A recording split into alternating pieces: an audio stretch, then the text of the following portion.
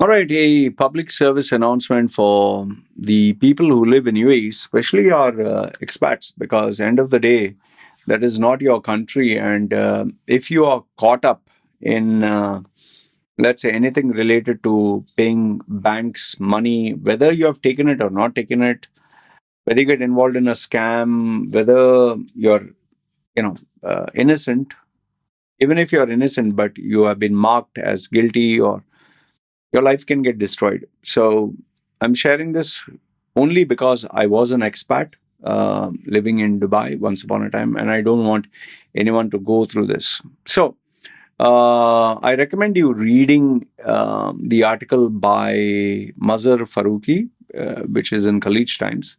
It's a pretty detailed, lengthy article, but I'll give you the summary, the key points. Okay, just in a few words, and I'll elaborate on them. UAE, to the, I don't know whether to the shock and surprise of nobody, UAE gets 50,000 cyber attacks daily. Okay, 50,000, which is not a small number. I don't know about other countries, but 50,000 is not a small amount. And out of those 50,000, there is almost every day, it seems, there is a individual who gets scammed. Okay, now you might think, those are stupid idiots. We are smart. I don't click on unwanted links. I don't sign into illegal websites. I make sure two-factor authentication.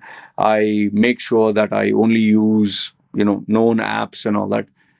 Even after you do all this, there is still a possibility that someone can really mess up your system, especially if the bank or let's say the business that you're dealing with is not careful. I mean, my friend's company, one of the employees, imagine he has a full company. One of the employees by mistake clicked on one of the links that he received an email from, and the entire company got infected with the, I don't know, virus or what you call that. They lost millions. They lost millions, and it affected everybody. They were locked out of their system.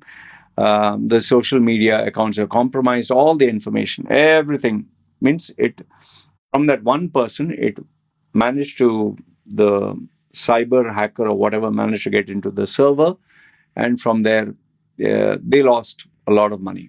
Okay, the owner was badly affected, his company, and people who had put their private details in the company information, like their, I don't know who's dumb enough to do that, it affected them.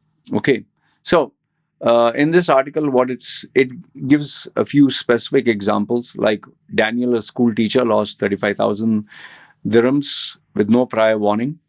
Mohammad Asif Kali, okay, he, a cyber security consultant, tricked him by a fake government gateway, payment gateway.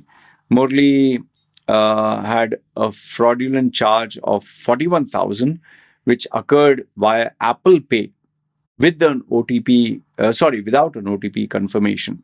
Okay, which is shocking. Apple Pay is not a small thing.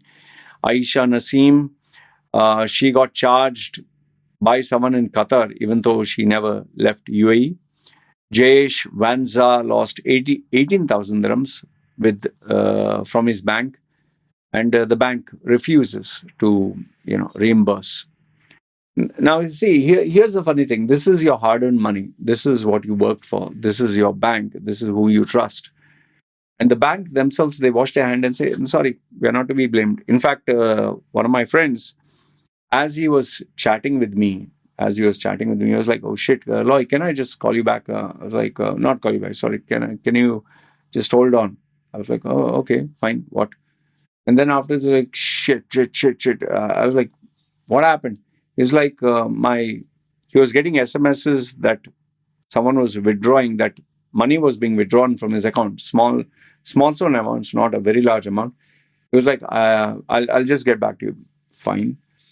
After, I think, literally 1 2 hours or something, he sent me, and then we came to know that someone had hacked into his account and was withdrawing money even though he had not authorized, and he told the bank to uh, you know kind of freeze the credit cards and whatever he had taken. So unfortunately for him, the bank, even though they stopped, they, when he put up for dispute all this claims, he didn't get reimbursed. What can you do? Can you take the bank to court? Can you legally hold them accountable? Bank would say that no, we are investigating, we are conducting an investigation, and they're blaming it on him, that you must have clicked on some link or you must have given your password to somebody. So banks will only give you, just sweet sounding words. They will tell you you need to be careful, blah blah, whatever.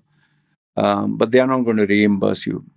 Banks have been urged by the government, please improve your fraud detection system. Please have better AI, ML tools for better finding out fraudulent activities. Please get a better cyber security team. All this, they will say yes, yes, and they'll give you a lot of free advice, which you can get in the college times. But what you'll not get back is your money.